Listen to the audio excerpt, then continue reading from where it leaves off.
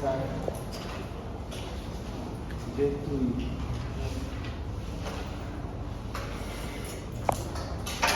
o matar, en el caso de que sea un gen viviente, ya el objetivo. En este caso sería la célula contagiada, contaminada, alterada, malformada, deformada, cancerosa. Entonces, para lograr obviamente este objetivo, el sistema inmunológico humoral utilizará humores. Humores más conocidos obviamente son las inmunoglobulinas, que también las conocemos como anticuerpos. Y sabemos que existen 5 tipos, ¿no? La IgA, la IgG, la IgD, la IgM y la más importante es la IgG. Cada una de estas va a tener obviamente un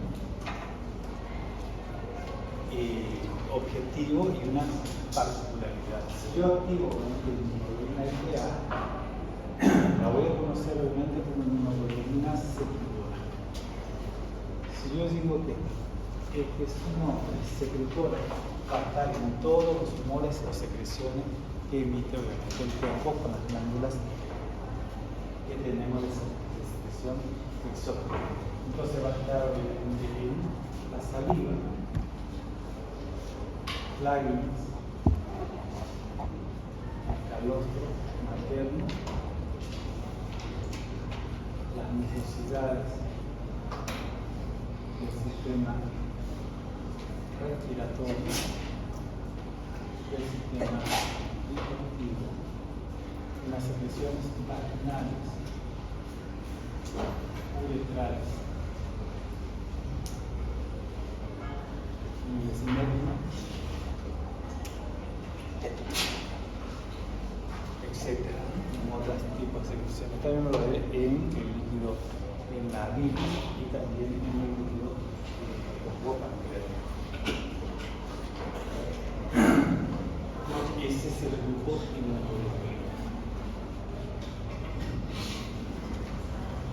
IG, la IgM siempre va a estar en procesos agudos y en procesos infectológicos, característicamente bacterianos. La IgG, procesos crónicos, y en la parte infectológica, en los procesos virales. La IgE es exclusivamente de 2 tipos, de infestaciones parasitarias y obviamente alergias.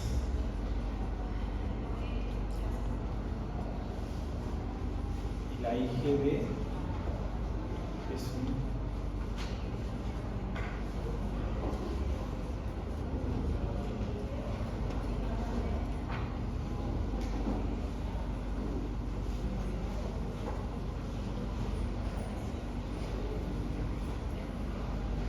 se desconoce su función exclusiva, pero sabemos que puede cambiar de isotipo a haplotipo a haplotipo, puede transformarse por necesidad de IgE, por necesidad de IgG o por necesidad de IgM. Si yo tengo una sepsis, ya la IgD se va a transformar alotípicamente o isotípicamente en una IgM. Si tengo una virosis, como el caso de sarampión o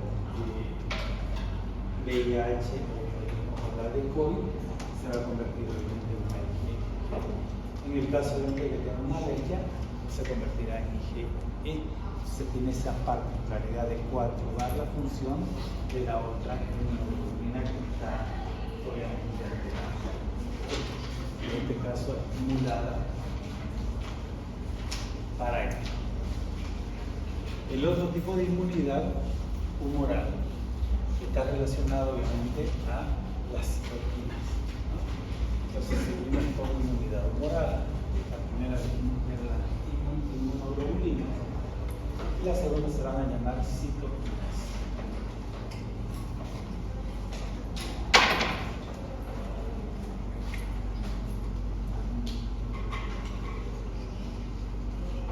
también se las conoce con el nombre de linfoquinas, porque al principio se creyó que solamente existían en los linfocitos. En la actualidad sabemos que todas las células producen obviamente citoquinas, excepto dos. La característica para que una célula pueda obviamente producir citoquinas es que tenga núcleo. Si es nucleada, obviamente no va a producir ningún tipo de citoquina. ¿Cuáles son las dos células que tiene el cuerpo humano en el núcleo?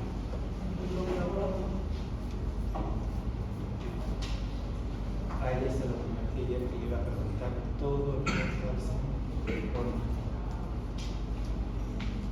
¿Cuáles son? Tu vecino o tu compañero de práctica. ¿No escuchaste la pregunta? No entiendo. No la sabes hacer por nada. ¿Cuáles son las dos únicas células del cuerpo que no tienen núcleo? Anuclear.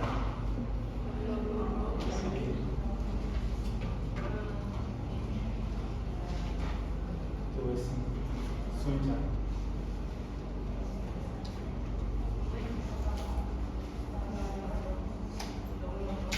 Ya esa la vi. ¿Cuál es la otra célula? Anuclear. Aún. Levante la mano por siempre. ¿No? Recuerden siempre, las dos únicas células nucleadas son el glóbulo rojo, el negro y las plaquetas.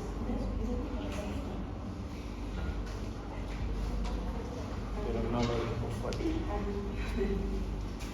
Hay que hablar sentido porque estamos obviamente en clases.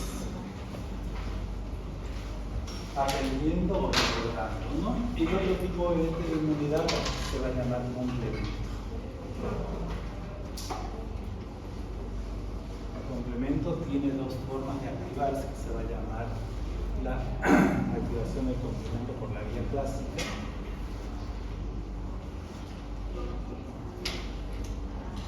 y el otro por la vía alternativa. Para que nosotros digamos cuál es la vía clásica. Lo clásico para ir de aquí a la plaza es tomar la avenida Avance y seguir por la calle 24 de septiembre, esa es la vía clásica. Pero yo puedo tomar vías alternativas, puedo ir por acá por la avenida San Silvestre y llegar obviamente a través del Canal Instituto por la 21 de mayo, darle la vuelta por la Ayacucho y llego a la plaza. Es una vía alternativa. Entonces, el complemento, como su nombre dice, va a complementar lo que es no hicieron, creo que no hicieron, pero va a complementar obviamente. Para que yo pueda reconocer el complemento por sus tres tipos obviamente de clases, yo voy a tener que reconocer al complemento, a las linfoquinas o citoquinas y obviamente hay que decir a las inmunoglobulinas. Entonces, para que este proceso sea completo, yo tengo que conocer el HLA. Entonces, esto complementa esto, fortalece esto y obviamente reconoce obviamente a las inmunoglobulinas. Entonces, cuando yo les pregunte cuáles son las vías morales de inmunidad o del sistema inmunológico moral, son las inmunoglobulinas, las citoquinas, el complemento, obviamente reconocidas por quién, por el ADN o la histocompatibilidad humana. Si este no reconoce, estas inmunoglobulinas llamadas anticuerpos se van a volver contra nosotros y se van a convertir en contraanticuerpos. Y de ahí vienen las enfermedades autoinmunes o reumáticas de ese grupo. Si las citoquinas no son reconocidas, una interleuquina 1 o una interleuquina 6 o interleuquina 10 se va a convertir obviamente en una proteína y va a actuar en contra de nosotros. Entonces, ahí ya vamos a estar frente a un proceso en el cual las citoquinas se van a convertir en nexas contra nosotros mismos. Entonces, las tenemos que bloquear. Para reconocer obviamente citoquina y linfoquina, ustedes dicen para qué diablos me sirve. Si yo soy hematólogo, si soy inmunólogo y infectólogo o reumatólogo y no conozco obviamente esto, estoy perdido en el espacio. La más importante, la oncología. O sea, si yo tengo un paciente con cáncer y no sé qué es eso, como médico clínico, médico de cabecera, no voy a saber qué tratamiento le está haciendo este individuo por este individuo, si la enfermedad es oncohematológica. Entonces, las citoquinas son manipuladas por la industria farmacéutica a través de los medicamentos que se llaman biológicos o biosimilares. Cuando yo hablo obviamente de tratamiento biológico, estoy apuntando exclusivamente a bloquear una citoquina. En los tratamientos reumatológicos, cuando los veamos, vamos a ver que en reumatología utilizamos agentes que van a hacer su bloqueo acá, su bloqueo aquí, o su bloqueo acá, o potenciar el bloqueo. Entonces, tenemos que utilizar methotrexato, hidroxicloroquina, prednisona, ciclofosfamida, ciclosporina. Esos son agentes químicos oncológicos en dosis menores que las vamos a usar en reumatología. Y si ya me bajo obviamente a un agente biológico, voy a utilizar anti-TNF, antifactor de depósito tumoral, anti-interleuquina 1, 17, 21, que son obviamente drogas. También puedo obviamente estimular anti-CD4, anti-CD8, el tratamiento actual del VIH, lo que llaman obviamente tratamiento anual, es simplemente un tratamiento biológico de una citoquina o linfoquina que estimula los CD4 para que obviamente su numeración o cantidad sea obviamente la ideal. ¿Cuántos CD4 tiene una persona normal, común y vulgar? Tu novia la de atrás. Vos sos un novio. Una de ustedes era la novia, que están de acuerdo. Sí. La novia la de atrás. La intermedia. Te comento porque ella me lo dijo, no soy chismoso. Se presentó así, yo soy la novia de... Sin nombre. ¿Saben? ¿Aún? ¿Cuánto? Vivo a 1.500. A 1.200. 200. A 1.500 se acepta, ¿no? Como normal. Entonces, cuando un paciente VIH entra a la fase SIDA tiene menos de 500 CD4. Entonces yo obviamente con un CD4 puedo obviamente estimular ese bloqueo de la inmunosupresión y estimular obviamente para que se eleve, ¿no? Y esa elevación con esa droga, que es una inyección anual, puede durar obviamente como dicen 365 días con un buen contagio de CD4 entre 600 y 800, algunos suben a 1000. Entonces con eso están estandarizados y es lo que hace el tratamiento convencional que se usa en la actualidad.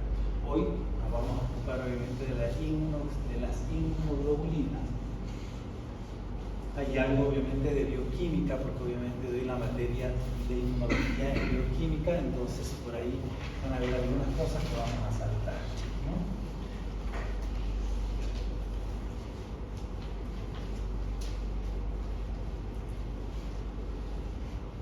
Bien, ahora sí viene la primera. Entonces, estas son llamadas anticuerpos, ya dijimos probablemente que las conocemos como tales, son proteínas que se van a encontrar en la superficie de todas las células anucleadas, menos de las plaquetas y de los glóbulos rojos.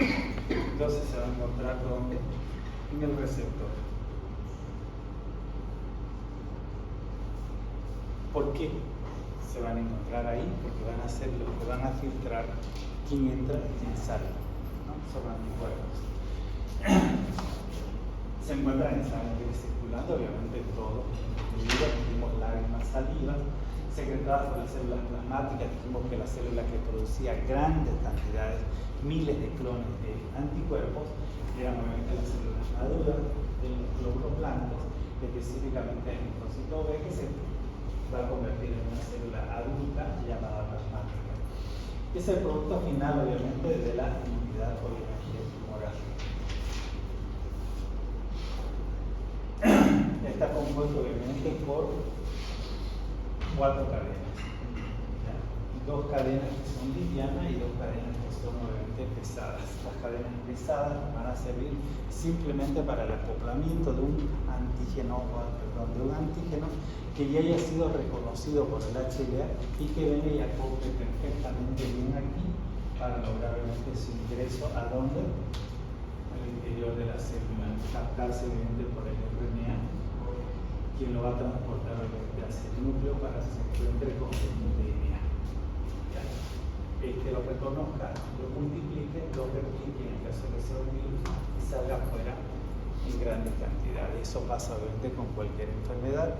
En el caso de una virosis, VIH vamos a seguir obviamente con ello, ya el virus entra a través, obviamente, al revés lo va a hacer utilizar DNA para poder obviamente ingresar y al RNA para poder replicarse, ¿no?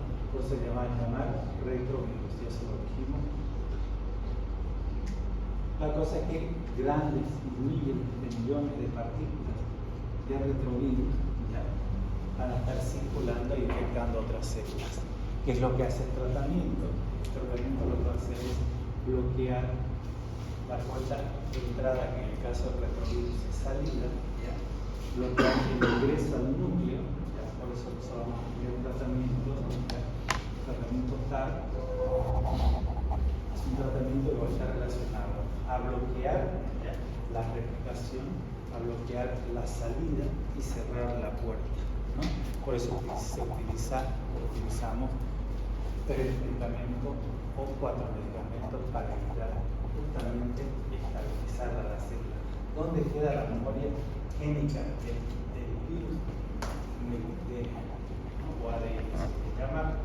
Entonces ahí va a quedar replicar, porque no se ha podido todavía manipular al ADN para que obviamente eso desaparezca.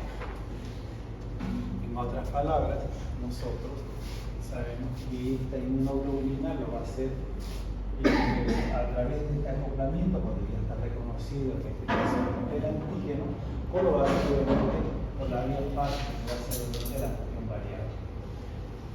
La región variable entra cualquiera, como cuando entran ustedes al aula, obviamente, de 8 a 8 y 10. Después de las 8 y 10 van a ser selectivos. Van en la Nakamura a jugar por ustedes para que intención. Entonces, ese es obviamente el mecanismo de cómo van a ingresar los anticuerpos adentro, obviamente, los antígenos adentro de la célula.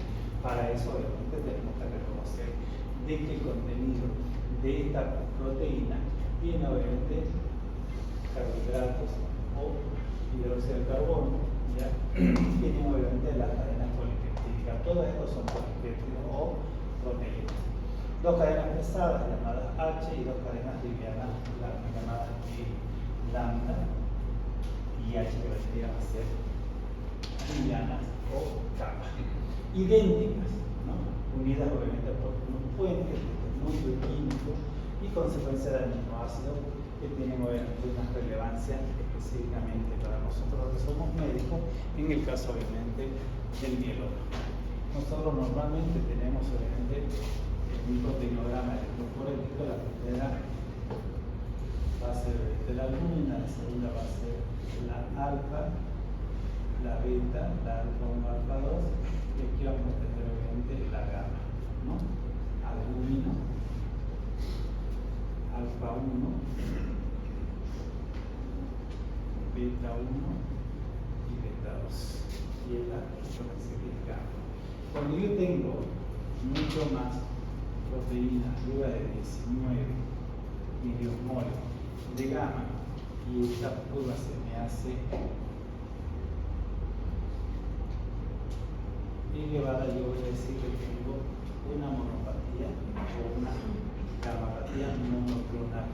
¿Por qué? Porque si un solo clon se me ha alterado, se me cae la albúmina, estas se mantienen iguales y yo tengo un diagnóstico de mieloma, se hace a través de un proteinograma electroforético. Si ¿Sabes qué es el mieloma?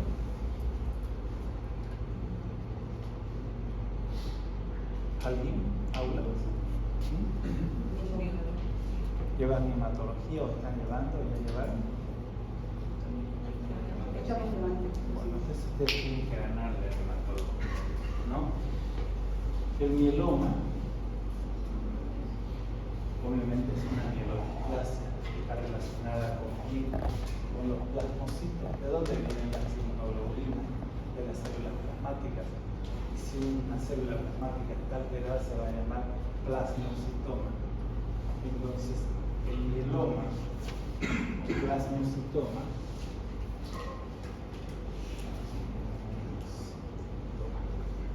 entonces, ¿qué es? Una enfermedad oncológica de las células plasmáticas.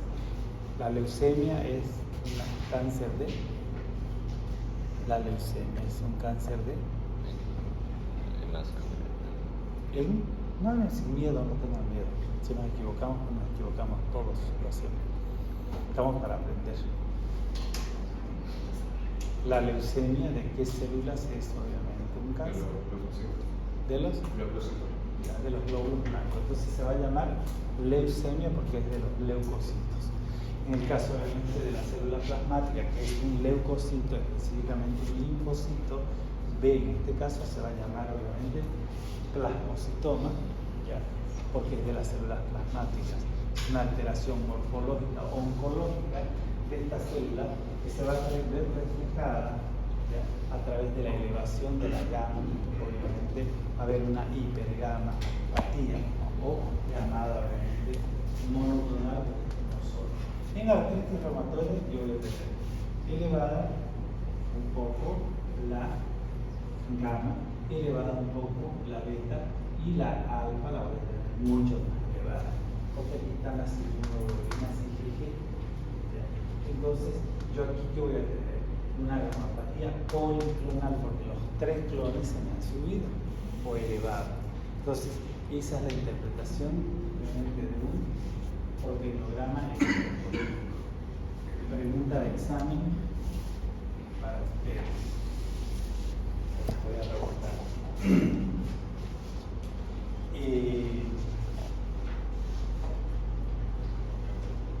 Muy bien. Pasa a la siguiente diapositiva. Bien, ya conocemos las 5 clases que las pusimos allá, la A, la B, la E, la F y la M. Y se pueden subdividir en algunas subclases. Yo puedo tener IG1, IG2, IG3 o IG4. Lo mismo va a pasar con la IgN. Se voy a tener subtipos o subclases, ¿no?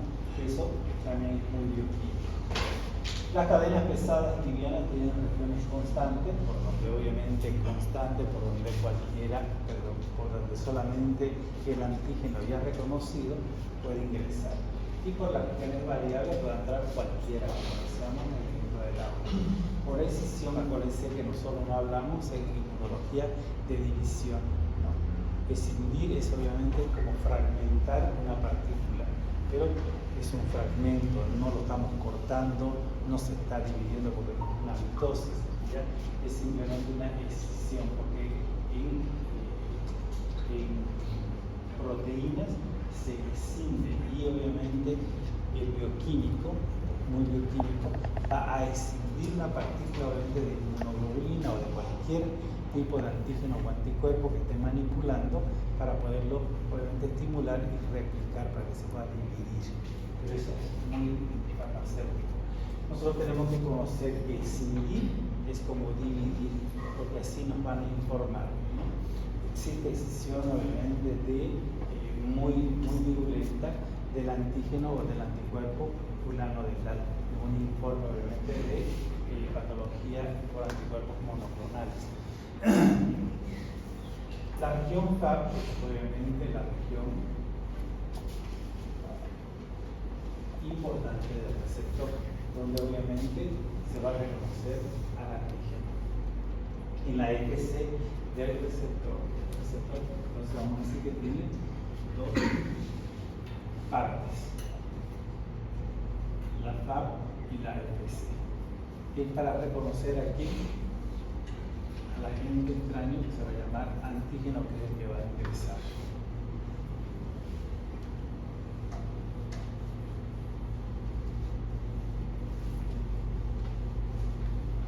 Entonces, el FC es obviamente el que va a ser responsable de todas las funciones biológicas. Si el FC, que es la puerta de entrada, deja ingresar a cualquiera, los cambios biológicos que van a pasar dentro de la célula va a ser responsabilidad de él. Si yo dejo entrar un virus dentro de una célula, van a existir cambios. Si dejo entrar obviamente una célula metaplásica o displásica, que sea obviamente que esté queriendo clonar otra célula, en el caso obviamente de las metástasis, va a ser el receptor que dejó entrar, contaminar la célula y obviamente multiplicarse esa célula en otras células oncológicas, y así vamos a tener la diseminación de un tumor. En el caso de una infección, obviamente va a infectar otras regiones. Yo puedo tener, por decirle, una muela en mal estado, voy al dentista, me la manipula, pasa a la sangre, y si en la sangre se transporta esa bacteria y en mi corazón se puede obviamente midar por replicación o multiplicación, voy a tener una endocarditis, ¿no? Y así obviamente va a ir midando otros órganos hasta que se convierte obviamente en un cuadro séptico, ¿ya? O una sepsis generalizada. Los isotipos de las cadenas livianas, llamadas capa o lambda, que no nos interesa a nosotros como médicos, se asocia con los mismos de las cadenas pesadas. Todas las inmunoglobulinas son obviamente lambda o son capa, o sea, no pueden jugar a los bandos, ¿ya? Y nunca obviamente mixtas. Alotipo, idiotipo y obviamente clase y subclase ya más o menos lo tocamos. El alotipo es el tipo de variación que va a depender de obviamente de un cambio genético o alelo, y estos grupos van a estar relacionados específicamente a los grupos sanguíneos. Entonces, nuestros grupos sanguíneos o son A, o son B, o son C. Pregunta, ¿cuál es la dosis universal? ¿Cuál es el receptor universal? AB, que no está acá, ¿no? Porque obviamente, ¿por qué el AB es receptor universal? Porque cuando recibe no hace las transplantamientos de sangre, no puede tener nada. Y sangre no habla cuando se recibe. No. No se recibe. Usted me está hablando de clínica y nosotros damos una clase de inmunología. ¿Por qué? ¿Por qué? Les voy a recomendar una serie en Netflix, si no tienen, cuélguense, ¿ya? O paguen. Se llama Murder. Porque ya tiene todos los receptores, ¿no? Para cualquier tipo de sangre que le pongan, entonces no va a reaccionar. Está cerca, pero te hace falta un mejor entendimiento. Vean esta serie Murder, una serie americana, y van a aprender cómo se debe aprender, obviamente en una clase de derecho donde el docente está y lo estimula a los alumnos para que no se duerman, no tengan sueño, no tengan dolor de cabeza, y ya va eligiendo obviamente a alumnos así que van a ser parte de su equipo, en este caso jurídico. Está muy bien obviamente lo que dice su compañera, pero nosotros ya en clase de inmunología, conociendo inmunología, tenemos que explicar una cosa. ¿Qué son obviamente los grupos sanguíneos? ¿Qué son? O sea, cada glóbulo redondo, cuadrado, semicuadrado, ovalado.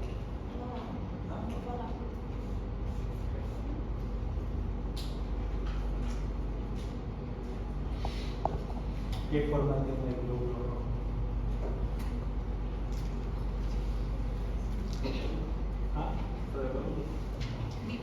Cóncavo, como moneda. Entonces, si es incóncavo, es para que se pueda desplazar y deslizar, no por los vasos pequeños, sino por los conductos de Harvard. ¿Dónde están los conductos de Harvard? ¿Perdón? Los conductos de Harvard. En los Y huesos. los- Entonces, si esos conductos no son elásticos, son diseñados y tienen obviamente un diámetro específico, entonces el glóbulo rojo va a tener que adquirir esta forma para poder adecuarse a esos conductos, como cuando ustedes quieren pasar por un agujero muy pequeño y se tienen que contorsionar. Eso hace obviamente esta característica del glóbulo rojo, célula nuclear.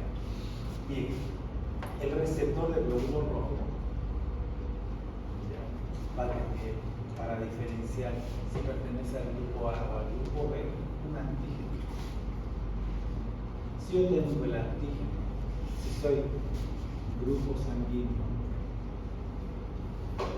A, tengo un antígeno B. Por eso no puedo recibir sangre B, porque tengo el antígeno B en mi superficie. Entonces hay un juego de antígeno anticuerpo. Si yo tengo el grupo AB en mi superficie, voy a tener obviamente, no tengo ni anti-A ni anti-B. ¿Por qué? Porque se llama grupo AB. No puedo tener los dos porque obviamente se encontrarían y anularían y hemólisis provocarían. Por eso, como no tiene anti-A ni anti-B, lo que hace obviamente es recibir el grupo 0. Se llama 0 porque también no tiene ni antígeno anti-A ni antígeno anti-B. 0 antígeno significa, por eso no se llama grupo O. Entonces, ¿qué es? Es un dador universal, le puede dar a cualquiera porque no tiene ningún antígeno. Pero solamente va a recibir de quien de su mismo grupo. Porque si le doy de otro grupo, le doy AB a cualquiera, va a tener anti-A y va a tener anti-B. Entonces voy a provocar hemólisis. De ahí dador universal y receptor universal. El grupo AB obviamente recibe de todos los grupos. Acuérdense que este es un juego de antígeno y anticuerpo. El grupo entonces es un anticuerpo que tiene un antígeno posado contrario, ¿no? Bien, vamos para acá. Idiotipos. Los idiotipos son variaciones que se van a encontrar en algunos dominios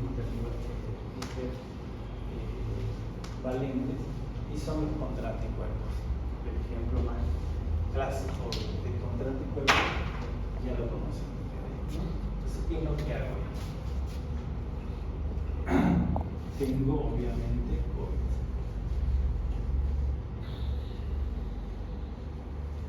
Me enfermo y formo obviamente anticuerpos contra obviamente COVID, que van a ser anticuerpos IgE, ¿sí?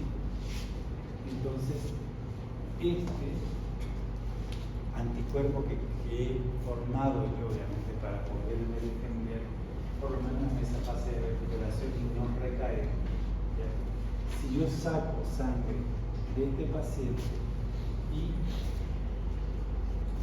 lo llevo obviamente a otro ser, otra persona que esté cruzando obviamente la infección, que se llama suero polivalente, no valente. Y en el tratamiento del COVID, obviamente utilizamos suero de personas que tenían el mismo grupo de sangre, pero que tengan grandes cantidades de anticuerpos contra el COVID, para ver obviamente si podríamos mejorar la calidad inmunológica del paciente contra este COVID. Cuando ingresa esa sangre, ya se convierte en un contraanticuerpo. ¿Contra quién va a ir? Contra el anticuerpo COVID. ¿De quién? Del otro paciente. Entonces, ese es el entendimiento. Entonces, en ese juego estábamos haciendo la primera fase de tratamiento del COVID. Alguien se le despierta y dice: creen una vacuna polivalente. Y entonces, ¿qué son las vacunas? En realidad son obviamente partículas de anticuerpo o de contraanticuerpo para COVID. Todos los demás anticuerpos, Sinopharm, AstraZeneca, Pfizer, etc., son contraanticuerpos polivalentes en base obviamente a una RNA. Ese es un contraanticuerpo, alguien que va a ir en contra de. Por darles otro ejemplo ya de la práctica médica reumatológica. Nosotros utilizamos una droga que se llama fasinib. Es un biológico, o utilizamos obviamente una droga anti-TNF.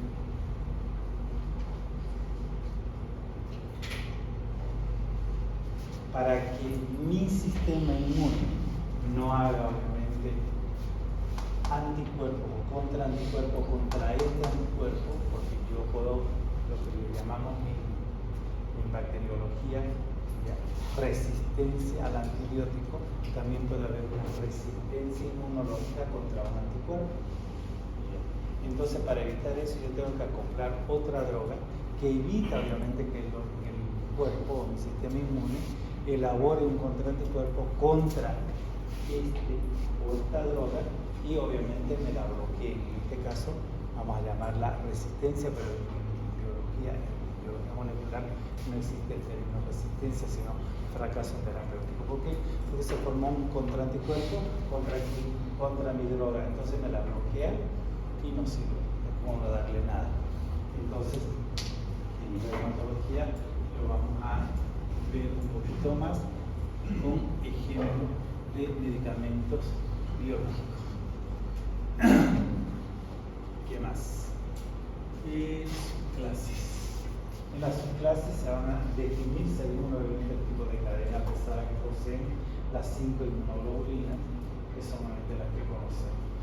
La subclase es la parte también de la cadena pesada y variante, que obviamente su secuencia puede obviamente alterarse en algunos aminoácidos.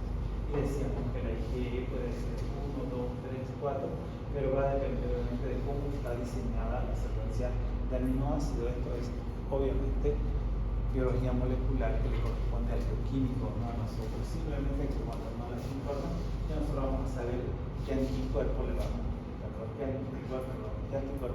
a dar o contraanticuerpo a este tipo de alteraciones inmunológicas que las vemos en enfermedades autoinmunes. Siguiente. Bien, reconocimiento y unión al antígeno, o sea, su función después de inmunoglobulinas, lo principal es la depender siempre de la variable existiendo dos formas, ¿no? La inmunoglobulina en el linfocito B, tanto IgM y IgD, son receptores de superficie que van a estar en el receptor acá. ¿No? Siempre en el receptor yo voy a tener inmunoglobulina. ¿Qué tipo de inmunoglobulina? IgM e IgD. Digo que esta puede reemplazar a esta, puede reemplazar a la IgG. Si se acerca un virus al receptor, entonces la IgD se convertirá en IgG y podrá obviamente captarlo, adaptarlo, hacerlo reconocer por la HLA y hacerlo ingresar para poder practicar un anticuerpo. Las inmunoglobulinas que provienen de sabemos de las células plasmáticas van a estar en circulación, ¿ya? Como anticuerpos se pueden unir al antígeno, entonces vamos a formar el ligando antígeno-anticuerpo. Necesita de otro para obviamente utilizar o terminar con la lisis final o la destrucción de la célula. Ya decíamos que estos son obviamente secuencias. Si obviamente necesita eso, va a necesitar de un polimorfo que se va a convertir en fagocito y obviamente en macrófago, ¿no? Va a fagocitar, esas partículas pequeñas van a ser mucho más fáciles que las inmunoglobulinas las puedan destruir. O sea, sin este no hace nada. Sin el que sigue en la clase siguiente, ya en el tema siguiente, este también se queda corto porque no pudo, entonces yo tengo que agregar otro tipo obviamente de inmunidad humoral para continuar el proceso. Siguiente. Propiedades. Para obviamente diferenciar una inmunoglobulina de otra, necesitamos una técnica en bioquímica que se llama electroforesis, que es la gráfica que yo les mostré. Se ponen los electrodos y eso lo hacemos en la práctica obviamente del laboratorio Inmunolab, ya con los que hacen bioquímica y farmacia. Se ponen los electrodos uno es positivo y el otro es negativo, y las positivas se irán contra ese polo y las negativas contra ese polo. Por opuesto se oponen y obviamente los otros se retiran. Y así obviamente el bioquímico puede diferenciar cuántas IgG o cuántas IgG tenemos y nos dan en cantidad. Entonces yo sé que la IgG, por ejemplo, la IgE no tiene más que 200 moles por decilitro. Entonces, si tengo arriba, obviamente, o elevada la IgE, voy a decir que el paciente tiene parasitosis o tiene una alergia, ¿no? Si el paciente clínicamente es alérgico, entonces le voy a decir que tengo que tratar el anticuerpo, ¿ya? Porque en la actualidad, cuando llevemos alergia, no se hace un tratamiento ni se utilizan más los parches para ver a qué soy alérgico. Soy alérgico al polen, al frío, a determinados alimentos, a las proteínas, al gluten. No interesa, porque un paciente alérgico se lo cataloga como tópico y ese topismo va a estar toda su vida. Así puede respirar 3 veces más en verano que en invierno, alergia le va a dar por eso. Entonces el tratamiento ahora es tratamiento específicamente de desensibilización. Las inmunoglobulinas se sitúan siempre en la región obviamente alfa del receptor, ¿no? ¿Para qué? Obviamente para estar arriba y ser obviamente el agente principal para poder reconocer o desconocer, dejar ingresar o no al antígeno. Doutor, na eletroforese Es una técnica. Es La eletroforese é o mesmo da proteinograma? la electroforesis, es la técnica que utiliza el biólogo o el bioquímico para obviamente realizar un proteinograma. Por eso se llama proteinograma electroforético. O sea, la técnica es la electroforesis por la que yo voy a hacer. Si yo te quiero hacer un VIH a vos, voy a utilizar la técnica de ELISA. Si quiero hacer obviamente un proteinograma, voy a utilizar la técnica de electroforesis para poder obviamente discriminar a las 5 inmunoglobulinas. ¿Ya? Sigamos. Y vamos a hablar de las características y pasos violentos o bioquímicos de cada una de ellas. La IgG puede ser la que tenemos mayor cantidad, su peso molecular alto, 150.000, coeficiente de sedimentación. Aquí vamos a hacer un alto porque ustedes están reprobados en histología, a veces no llevaron biología, no recuerdo, pero yo se las recuerdo. El peso molecular, acuérdense que es importante para que atraviese la placenta o para que atraviese obviamente la barrera de la lactancia. La madre le va a dar anticuerpos o inmunoglobulina al recién nacido, ¿ya? O al lactante. ¿Ya? Durante el periodo embrionario le va a pasar anticuerpos a través de la placenta. La placenta es un filtro que no va a dejar entrar a cualquiera, sino obviamente el niño tendría todas las propiedades que padece la madre, ¿no? Entonces, este es importante el coeficiente de sedimentación globular porque recuérdense que los glóbulos rojos yo los pongo en un tubo. El tubo se llama Witrobe. Le pongo un cronómetro. ¿Ya?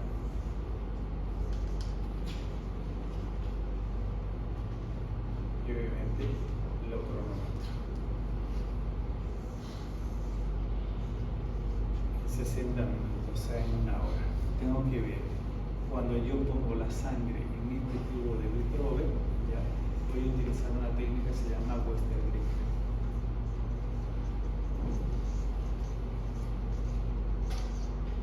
La técnica de Westergren es colocar en este tubo de Witrobe la sangre y y ver cómo sedimentan los glóbulos rojos en un tiempo determinado de 1 hora. Con un cronómetro salta y yo veo cuánto de sedimentación tiene, obviamente, mi glóbulo rojo. Entonces, cuando ustedes ven un hemograma, siempre váyanse a la sedimentación globular o BCG que está en el hemograma.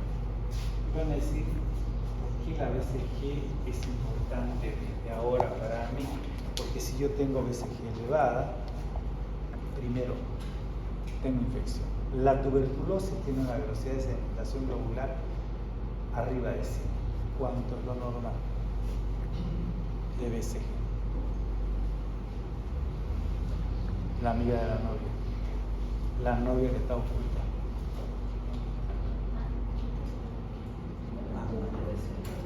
¿Cuánto es lo normal de velocidad de sedimentación globular en un ser humano común de 1,70 de estatura, 70 kilos?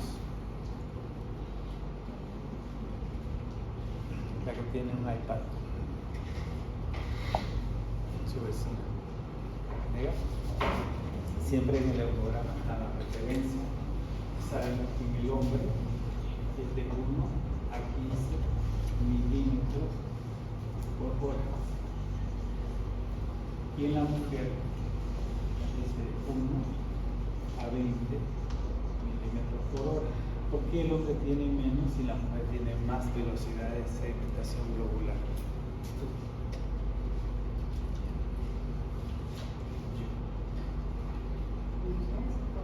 Las hormonas, ¿no? Cerca. ¿Qué estás?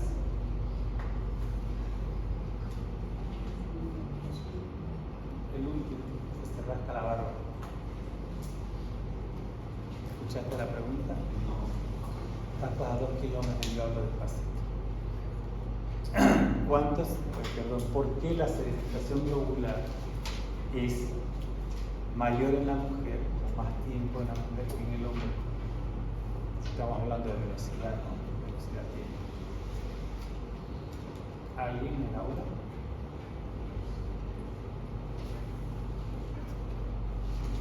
La mujer por naturaleza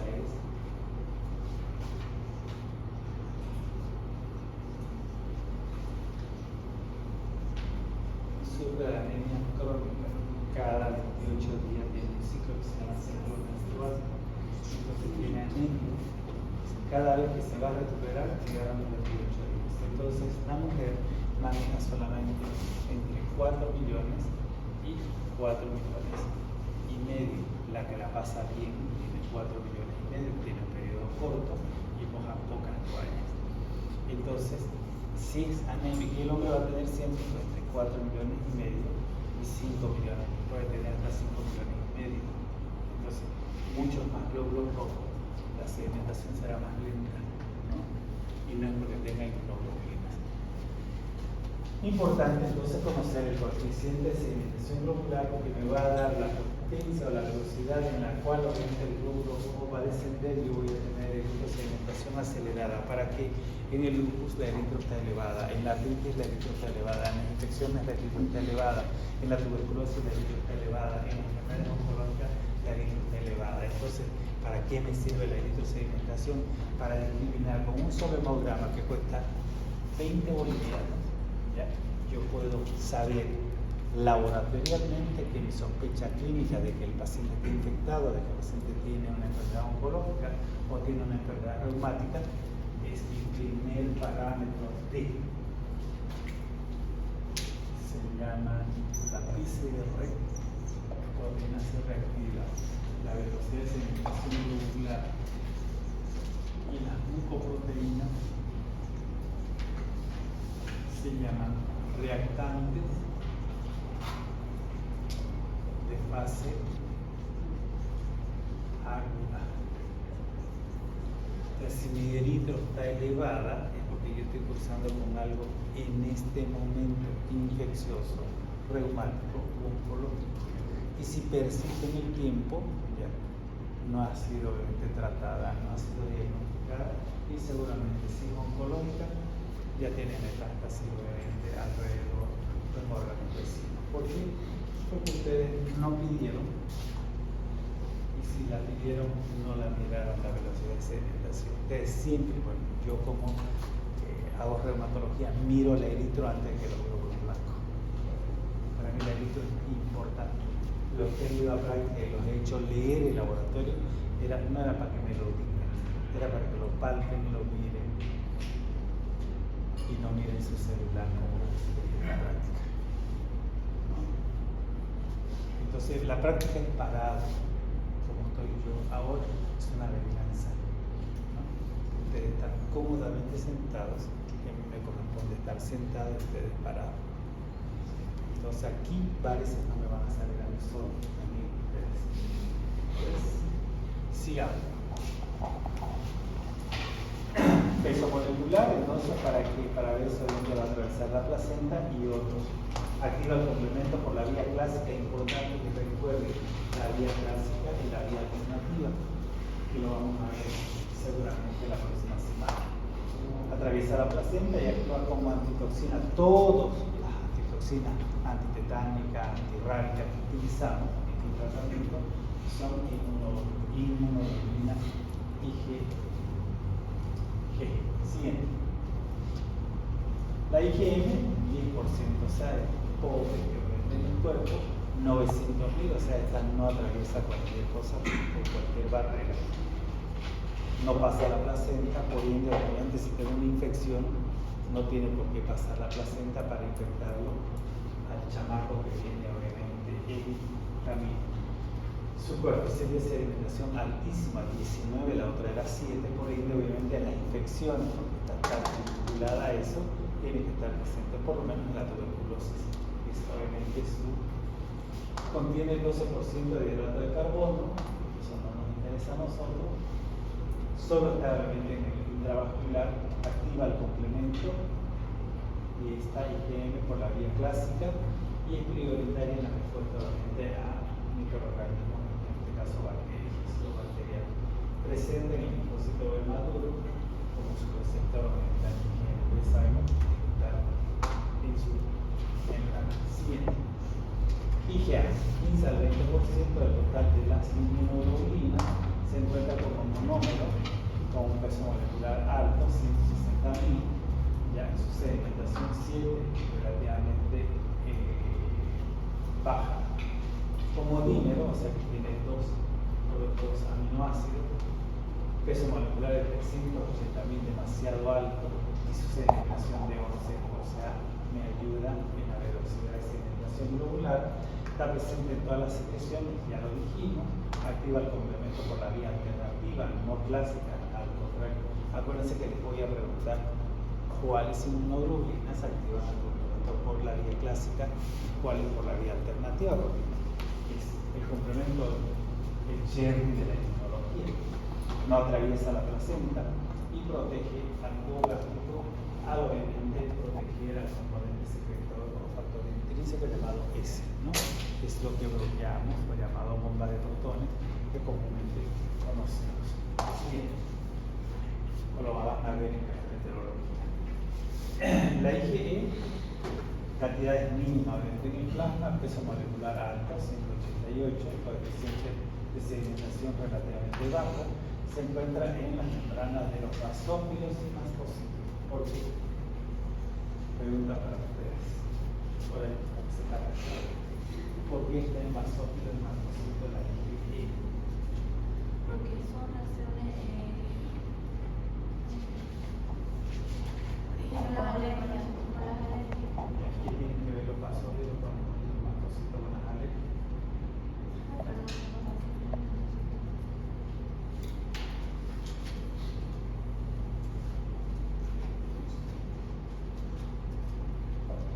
En alergia, los mastocitos y los basófilos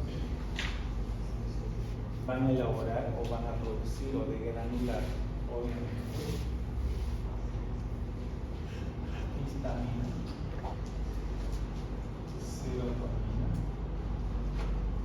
y sustancia de reacción directa de la anafilaxis. Principalmente tienen estos. También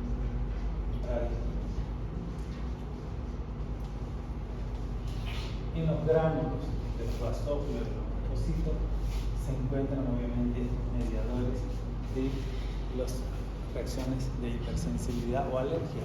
Entonces, ¿qué es lo que hace obviamente esto?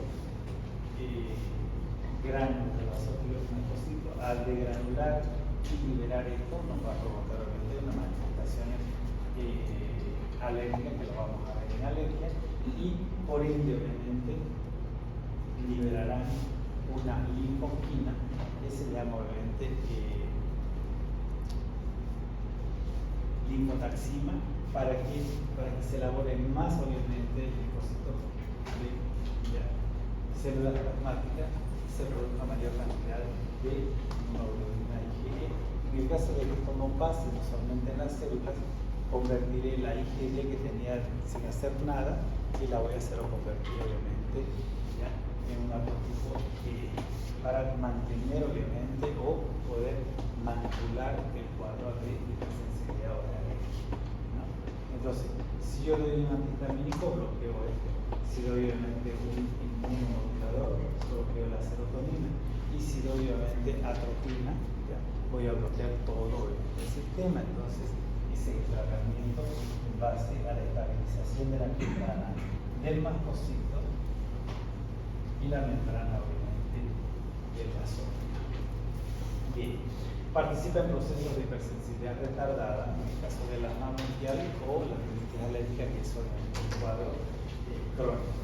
No atraviesa la placenta y activa el complemento por la vía alternativa. Siguiente. La B, menos del 1%, peso molecular alto, sedimentación baja, se encuentra en el linfocito maduro, no se pronuncia de su función, no atraviesa la placenta y activa el complemento por la vía alternativa. Esa es la última. Tenemos que continuar porque estamos demorados por hacerse los bolivianos. Está festejando el 6 de agosto.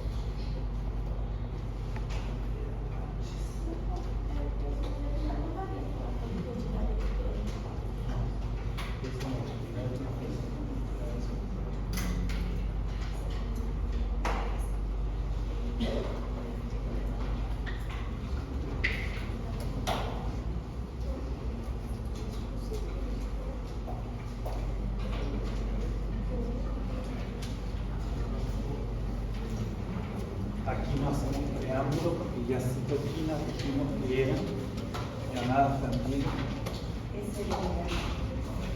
linfoquinas.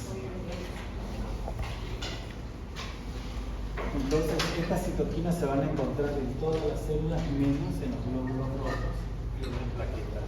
Citoquinas son sustancias igual proteicas que ayudan a un sistema inmunológico a complementar su acción contra obviamente la célula diana o contra la célula infectada. Primera.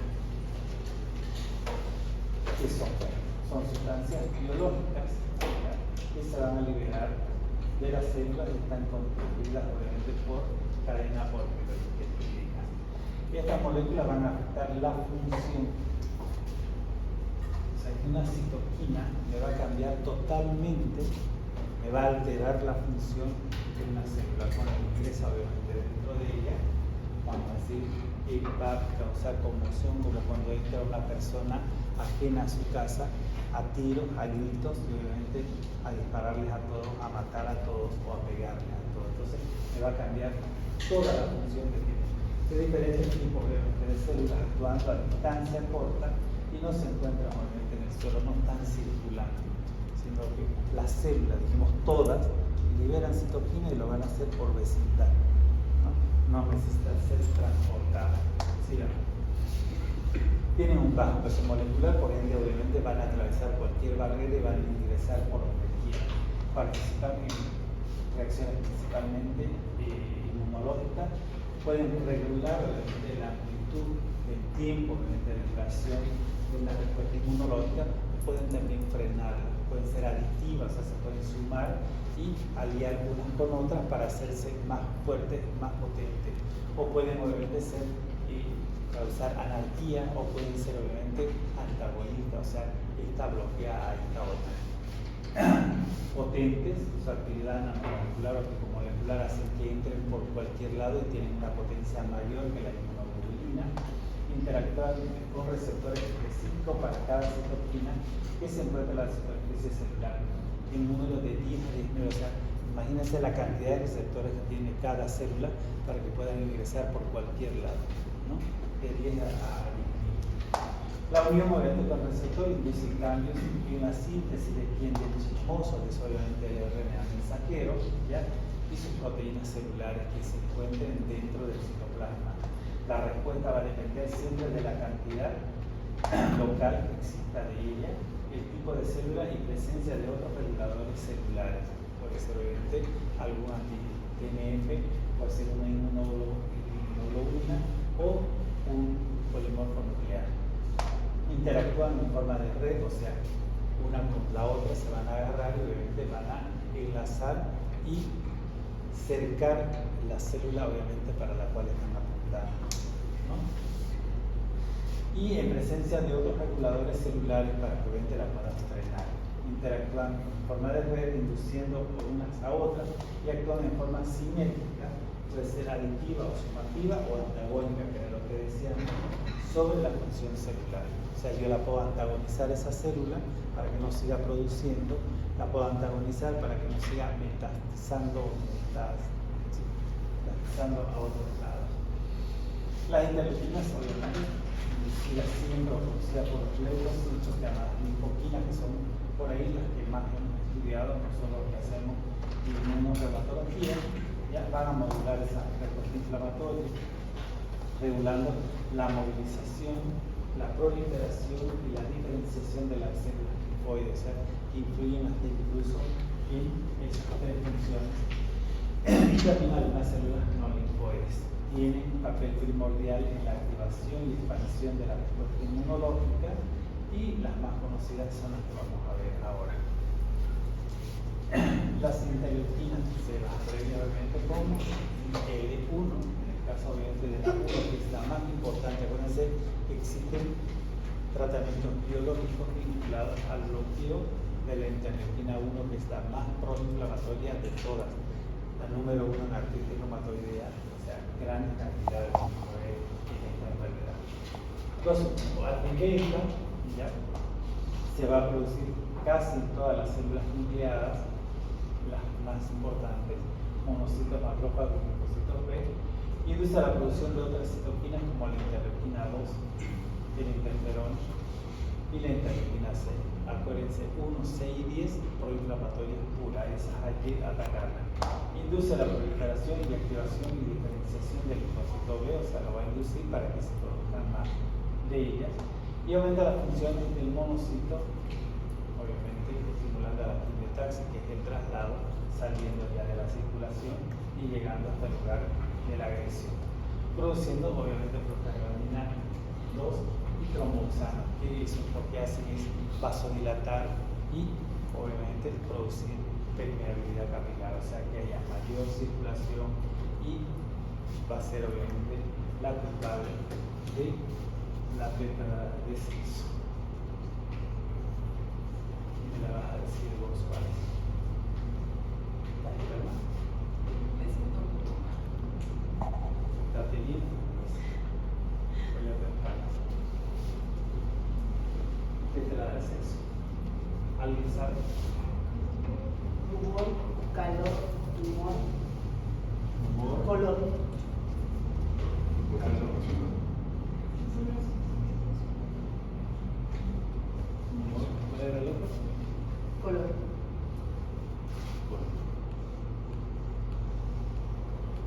El rubor, rojo. El calor, aumento de la temperatura. La tumoración es obviamente un solo levantamiento. El color, rojo, vinoso. ¿Quiénes son los culpables de eso? Los tromboxanos. Pregunta de examen: cuando yo les pregunte quién produce la pérdida de sexo, los trombosanos, porque me va a aumentar realmente la coloración de la piel, ya, me va a aumentar la temperatura de la piel, se va a formar obviamente la tumoración y obviamente el color va a ser rojo vinoso, ¿no? Y entonces esa tetra de sexo es provocada por la interleucina 1, porque estimula obviamente a que los trombosanos estén obviamente en el lugar donde está pasando la agresión.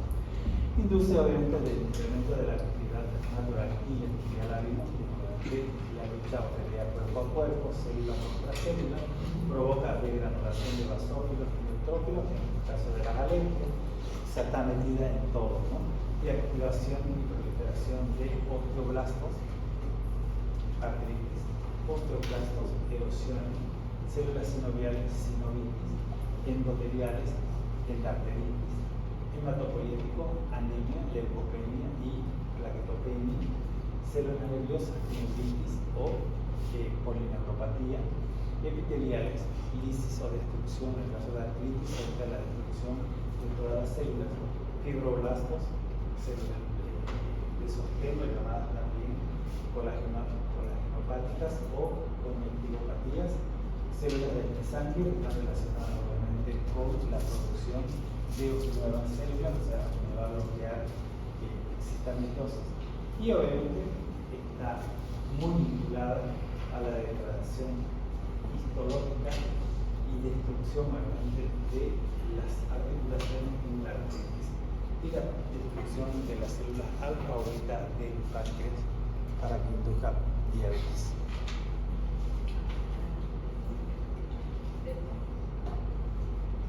La diabetes, ¿quién está destruida? ¿Las alfa o las beta? Del páncreas.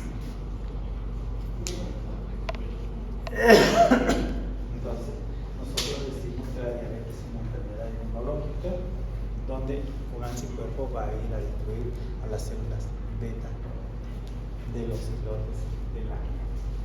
Bien, la 2, producida por linfocitos T, otro grupo, principalmente CD4, ya conocemos a los linfocitos granulares, induce al crecimiento de los linfocitos T activos, aumenta la actividad citotóxica y la actividad de NK y la actividad del lácteo, o sea, todo lo que es citotóxico, lo que es utilizado obviamente por actividad de citoquina y la actividad natural. Su déficit impide el desarrollo del inmune específico cuando utilizamos glucocorticoides, ciclosporina o una droga anti-prostaglandina 1 o prostaglandina 2. ¿Cuál es la droga que utilizamos para bloquear el prostaglandina? El medicamento, eso lo han llevado a farmacología el primer día de clase. Ah, perfecto. La droga más conocida y de los AINES el mejor anti-PG1, PG2 es obviamente la indometacina, no es la aspirina, ¿no? Entonces yo quiero bloquear esto porque tengo mucha inflamación, utilizo tiempo corto porque produce insuficiencia renal, hipertensión arterial, obviamente es una droga antiprostaglandina. Existe un déficit obviamente de interleucina 2 en el síndrome de Messelon. Quien le diga eso lo aprueba y no le toma examen de primer parcial la próxima semana. Síndrome de Messelon, sin tocar sus celulares porque los reviento de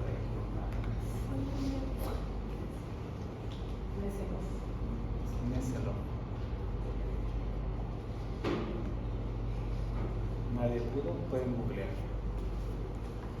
Y busquen.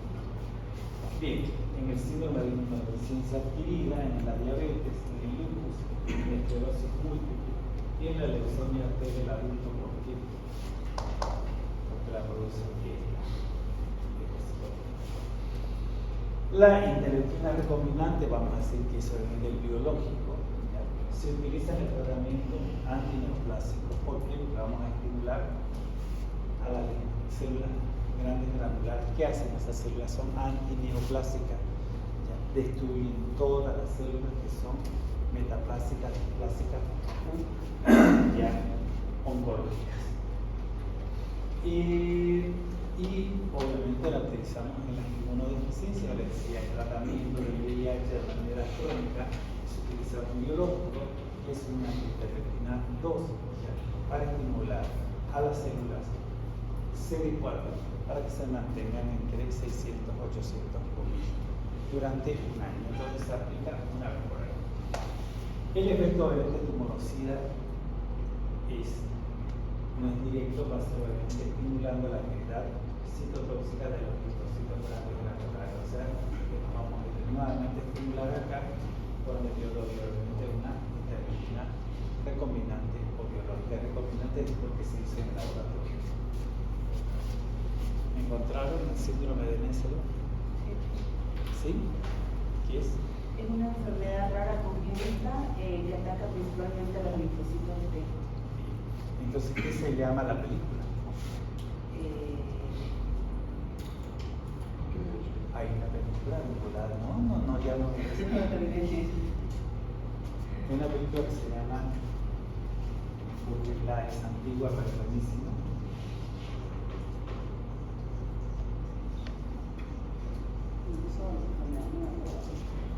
Niño burbuja. Este niño nace con una inmunodeficiencia congénita y lo tienen encerrado en su casa en una burbuja con oxígeno y un filtro del 100%, nadie podía entrar, él tampoco podía salir y se crió ahí 17 años. Un día de eso decidió irse a la mierda y se salió obviamente de ahí y se tiró una paseada por todo lo que él soñaba conocer. Entonces va y conoce el mundo y obviamente se termina muriendo en la playa, ¿no? Porque le agarraron todas las infecciones ahí por haber. No tenía cura en esa época, porque la película es de los años 80. En la actualidad saben que las inmunodeficiencias primarias, llamadas congénitas, tienen tratamiento en la actualidad. No existen niños burbujas, ¿ya? Existen pacientes inmunodeprimidos que están en un tiempo corto o periodo relativamente largo en un hospital hasta que obviamente el sistema inmunológico responda al tratamiento. ¿Qué le vamos a dar? Interleucina 2 recombinante, llamada obviamente rituximab. Es una droga conocidísima. 3. Producida por los linfocitos T, igual regula el crecimiento y diferenciación de las células del sistema hematopoyético. Acuérdense que esta se la llama también inductora de glóbulos rojos. Está utilizando la interleucina 2, 3 recombinante, que es obviamente ya biológico de la industria, se utiliza en el tratamiento de las disfunciones de la médula ósea producidas por virus idiopáticas o iatrogénicas. ¿Qué es iatrogénica? ¿Qué es iatrogénica? Tu culpa se presentaste aquí. No tiene nada que ver con que lo hayas llamado a Nakamura y te haya hecho entrar. ¿No? Iatrogenia, ¿qué es? Un error cometido por uno mismo. Un error cometido por nosotros los médicos. Porque una persona no hace iatrogenia o es asesinada. Obviamente utilizar o hacer una acción que daña a otro, ya utilizando drogas, o puede ser algo quirúrgico. Entonces, iatrogénica, nosotros la provocamos, los reumatólogos, los inmunólogos y los oncólogos, con las drogas que utilizamos, destruyendo obviamente a la médula ósea y tenemos obviamente que ir o a trasplante, en el caso de que no pueda o todavía tenga algunos ecos, o sea, su anemia no sea tan severa, la leucopenia no sea tan severa y la plaquetopenia tampoco, puede utilizar una interleucina recombinante para que estimule la producción obviamente de la serie hematopoyética, ¿no? O sea, las 3 series blancas, rojas y plaquetas. Una pregunta les hago: ¿las plaquetas, los rojos y los blancos tienen la misma célula madre? ¿O provienen de la misma célula madre? Sí. Las plaquetas, los glóbulos rojos, ¿y cuál era la otra? Blancos. No. La otra es linfoide y la otra es mieloide. ¿Quién está casado con quién? linfoide blanco y mieloide glóbulos rojos y plaquetas. ¿Están de acuerdo? Que los rojos y las plaquetas son de la misma madre. Sí. No. Plaquetas y glóbulos blancos, una madre. Los rojos es eritroide. ¿Qué es eso? Otra. Al revés.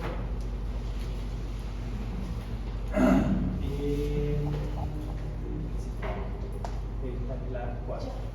Producida por la LGT, actúa sobre la proliferación y activación y diferenciación de las células linfoides y obviamente es precursora de la hematopoiesis parecida a la 3, conocida como factor de crecimiento del linfocito T o factor de estimulador del linfocito T.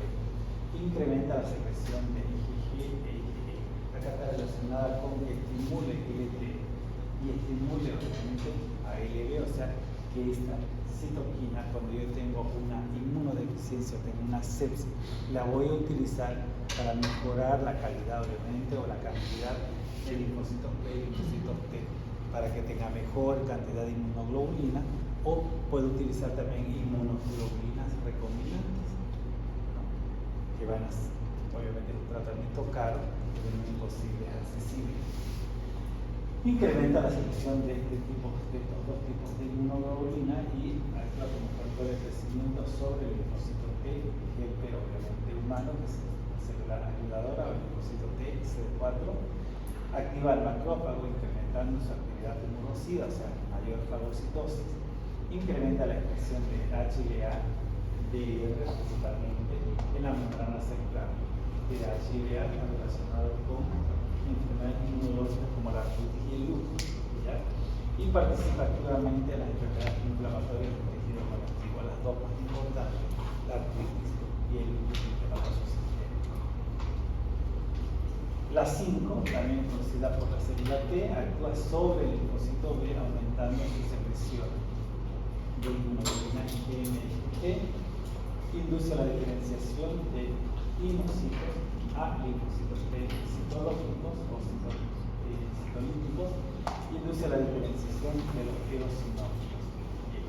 Eosinófilos está relacionado con dos tipos de enfermedades: parasitosis y alergias. Entonces, ¿qué produce el eosinófilo?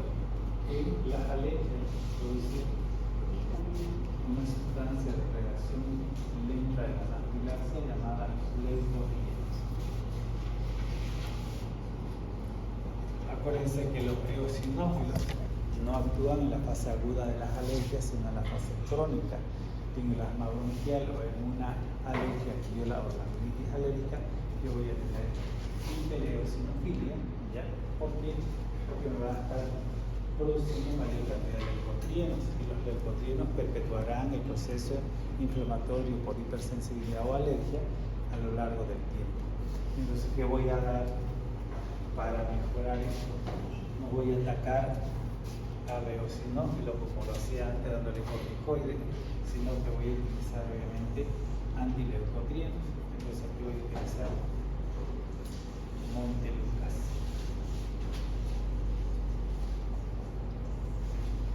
Bloquea esto y los deja libre a estos. Entonces, ¿produce la SDA? ¿Qué significa sustancia de reacción lenta de la anafilaxia? Es un sinónimo de leucotrieno. Me encanta este nombre porque me dice obviamente que es lento, ¿ya? Y me produce obviamente una reacción alérgica.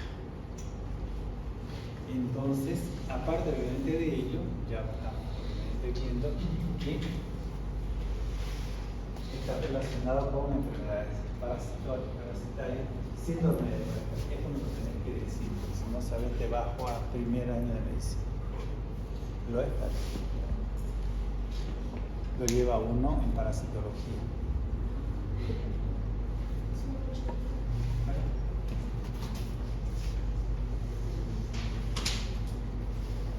¿Alguien sabe en el aula?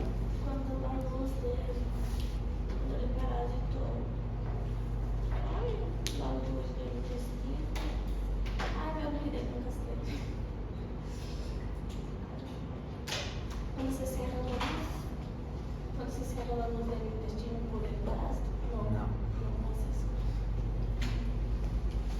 sea, yo no tengo nada que ver con el intestino en especialidad. Mas la vida es igual a la vida de él. Está dentro de pero es un síndrome. En Santa Cruz, en Bolivia, y principalmente en el Beni se ve mucho. Es el paso de la reacción del parásito cuando pasa por la sangre y circula por dos órganos. Me produce una neumonitis alérgica que cuando el médico ve puede ser neumonitis bilateral, pues tiene neumonía, lo trata y en realidad lo que tiene es una parasitosis. Entonces se llama ciclo de Bioferrin, porque es un ciclo que pasa por el pulmón, produce esa reacción ¿Es alérgica. una ofensiva de los? Parecido. Claro. Y otras, obviamente, reacciones de hipersensibilidad de tipo 1. Entonces, está relacionada con alergia. Tipo 1, ¿cuál es la reacción de hipersensibilidad tipo 1? No. La urticaria. Tomo obviamente un antibiótico y aparece urticaria. Esa es la tipo 1, la más conocida. Siguiente. 6. Tabalina producida por los linfocitos T estimulada por nitrógeno, ya tiene que haber alguien aquí de por medio. Los linfocitos T transformados por retrovirus, principalmente la HTV humana. Las células no linfoides como monocitos, fibroblastos, células de origen neoplásico, la pueden producir y aumentar en los tumores. Actúa en etapas tardías de la diferenciación del linfocito B, produciendo o secretando inmunoglobulina y se encuentra en altas concentraciones en la enfermedad de Stick y la artritis reumatoidea, principalmente en el líquido sinovial. En la enfermedad de Stick, acuérdense que uno lleva, esto ya me han llevado, lleva un síndrome reumático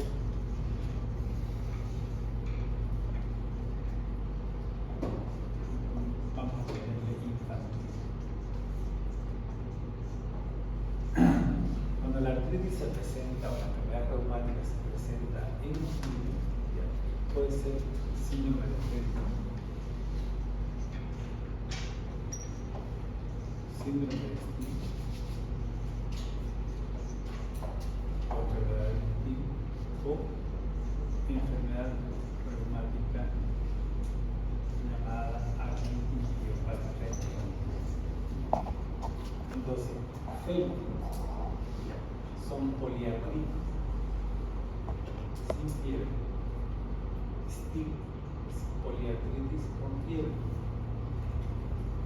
Y artritis idiopática infantil es una artritis simétrica en niños que empieza por las rodillas y termina obviamente en ascenso.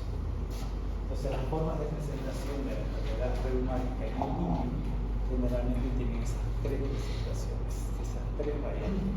Uno dice puede ser un felti y eso lo tiene que diferenciar, puede ser un stick o una artritis idiopática infantil del libro. Acuérdense en este tipo. La artritis empieza por la sinovial, empieza por sinovitis. ¿Quién es la causante de la sinovitis? Siempre van a ser la citoquina, la interleuquina 6 es proinflamatoria, o sea, va a favor de la inflamación. Me inflama el niño, no se da fiebre. Me inflama el adulto y me provoca sinovitis. Mientras más sinovitis, más destrucción. La sinovial cambia su líquido y se vuelve agresivo, y esta agresión termina cruzando, subcruzando, fracturando, anquilosando y obviamente disminuyendo su capacidad funcional. La articulación está afectada. La 7 y la 8, la 7 actúa como factor de crecimiento de la diferenciación de IgG-LT, y el linfocito B estimulado obviamente estimulan a las pro-B para que se conviertan en pre-B, y los pinocitos más inmaduros los va a convertir obviamente en CD4 y CD8, proliferando obviamente en presencia de esta citokina. En el síndrome de inmunodeficiencia se está utilizando obviamente como interleucina 7 recombinante para obviamente estimular a los CD4 y a los CD8. Principalmente estimulamos esto y suprimimos a los son supresores. Y en el efecto obviamente quimiotáctico sobre el linfocito T y el neutrófilo, o sea que los va a estimular a que tengan mayor capacidad de trasladarse o de llegar. Participa fundamentalmente en la movilización de las células en las reacciones inflamatorias, o sea, está induciendo inflamación, induciendo a que tengamos un mejor efecto obviamente bactericida, induciendo a que tengamos mejor cantidad de CD4 en el caso obviamente de la inmunodeficiencia, y lo podemos utilizar también en el tratamiento cuando lo utilizamos en la industria farmacéutica. Interferón, ¿no? Entonces, las citoquinas hasta ahora conocemos a las linfoquinas o interleuquinas. Ahora vamos a hablar de interferones. El interferón, que también son proteínas, o los interferones son proteínas glicosadas que lo que van a hacer es bloquear la replicación viral, o sea que son importantes obviamente en el sistema inmune. Su efecto es regular el sistema inmunológico para que no entremos a enfermedades inmunológicas. Se dividen en interferón alfa, beta y gamma. Se distinguen por estar codificados por genes distintos, cada uno de ellos, cada alfa, el beta y el gamma, fuentes de producción diferentes y características autoantigénicas distintas. Sus efectos van a ser distintos. Siguiente. La codificación del alfa y el beta en el cromosoma 9 y la parte gamma en el cromosoma 2. Se pregunta de examen. ¿Dónde está el cromosoma? El interferón alfa, producido por leucocitos y macrófagos, células T y linfocitos grandes granulares. El beta por fibroblastos. El interferón gamma por linfocitos T, y van a ser estimulados todos ellos por linfocitos grandes granulares. El alfa es más antitumoral que el beta y el gamma, los cuales tienen más acción antiviral. Si les pregunto antiviral, gamma y beta; antitumoral, alfa. O sea, si yo tengo un tumor, tengo que dar obviamente un interferón alfa. Si tengo obviamente un proceso obviamente viral, voy a utilizar interferón gamma. Tanto el interferón alfa como el beta incrementan la actividad natural killer, o sea, estimulan para que obviamente la respuesta siempre sea mucho más agresiva. Dosis bajas inducen la producción de inmunoglobulinas en el linfocito B. Yo tengo muchos anticuerpos, en el caso del lupus, lo que voy a utilizar va a ser un interferón para frenar el proceso de elaboración de mayor cantidad de anticuerpos, en el caso anticuerpos anti-DNA que se producen en esta enfermedad. La interferona actúa aumentando la expresión de antígenos celulares relacionados con el complejo mayor de histocompatibilidad clase 1 y 2. Esto está relacionado específicamente a que mientras más expresivo o más diferenciado es el antígeno, obviamente el complejo mayor lo va a reconocer mejor y por ende va a ser mucho más agresivo. Incrementa la expresión del receptor FC, ya sabemos que es el receptor de las células blancas, y potenciando obviamente las inmunoglobulinas de estos linfocitos, monocitos y mielocitos, y activa obviamente a estos monocitos polimorfos, provocando mayor efecto fagocítico, microbiocida, antitumoral y antiparasitario. O sea que los interferones, cuando los usamos en la parte médica, estamos estimulando obviamente esto, ¿no? Lo utilizamos en sepsis, lo utilizamos en enfermedades como el VIH, en el caso de pacientes que tienen lupus y están en fase terminal, para ver si los podemos rescatar, ¿no? También en neurología lo usan mucho en Guillain-Barré y la enfermedad no me acuerdo la contraria, Guillain-Barré es herpes. Son las dos enfermedades que se usan mucho en neurología. Utilidad de los interferones. El alfa recombinante está indicado en el tratamiento de las tricoleucemias por células B, el linfoma T cutáneo, el síndrome de César, que lo tienen que investigar, las hepatitis virales, el linfoma no-Hodgkin, la lepra leucomatosa y la leishmaniasis visceral. Esto es obviamente una parasitosis agresiva. La lepra leucomatosa es la más agresiva de todas.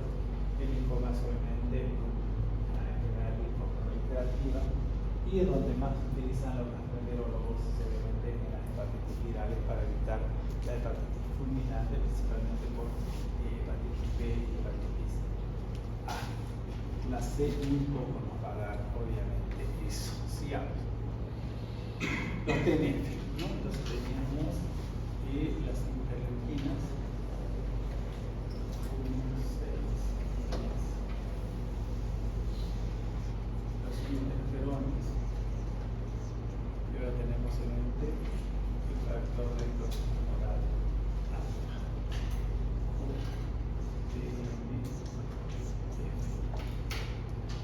El TNF obviamente se conocen dos tipos de TNF alfa y beta. El TNF alfa producido por el macrófago llamado caquetina. ¿Qué es caquexia? Adelgazamiento. Entonces, cuando un paciente está adelgazado, la citoquina que está obviamente predominando es la caquetina, producida por quién? Producida por el macrófago, ya estimulada por quién? Por el factor de necrosis tumoral alfa. Donde han visto pacientes con cáncer gordo, hasta el más obeso de 200 kilos termina pesando 30 o 40 kilos. ¿Por qué? Porque los tumores liberan esta citoquina, ya el cáncer, todas las enfermedades oncológicas, el VIH y la tuberculosis. Entonces lo vuelve el paciente caquético. No están en actividad las enfermedades. El TNF-beta secretado por los linfocitos T llamado linfotaxina. Es una enzima que va a hacer que obviamente recluten linfocitos. Tienen efectos citolíticos, o sea, van a ser destructivos y activan obviamente a los polímeros nucleares, a los macrófagos y a las células endoteliales para que hagan su trabajo, en este caso fagocitar. Activa la expresión de moléculas HLA clase 1 relacionada con la adhesión del linfocito. Tenemos HLA, unas cuantas clases de HLA hay. Siguiente. Los TNF inducen ya la producción de citoquinas como la interleuquina 1, alfa y beta, por lo tanto, ayudan a la inflamación, provoca alteraciones en el metabolismo de los ácidos grasos, induciéndose a la síntesis de prostaglandinas, generando radicales libres con efectos tóxicos. Entonces, si nosotros estamos solamente estimulando ácidos grasos, ¿ya? Se van a liberar radicales libres. Estos son obviamente producen apoptosis o muerte celular programada, induciendo al envejecimiento celular y obviamente a la destrucción celular. Su utilidad clínica está basada obviamente en la oncología como terapia combinante o asociada a interleuquinas e interferones. O sea, si utilizamos una TNF en artritis, obviamente va a ser una TNF alfa. En enfermedades parasitarias severas como el criptococcus, la esporavirus o el trombilodes esporales está relacionado obviamente con parasitosis específicamente de pacientes inmunosupresivos. ¿Qué pasó? Acabó. Bueno, sí,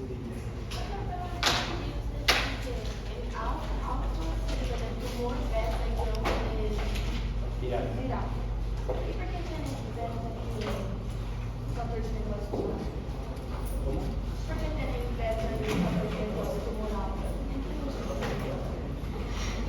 La acusación de interferón y de la acusación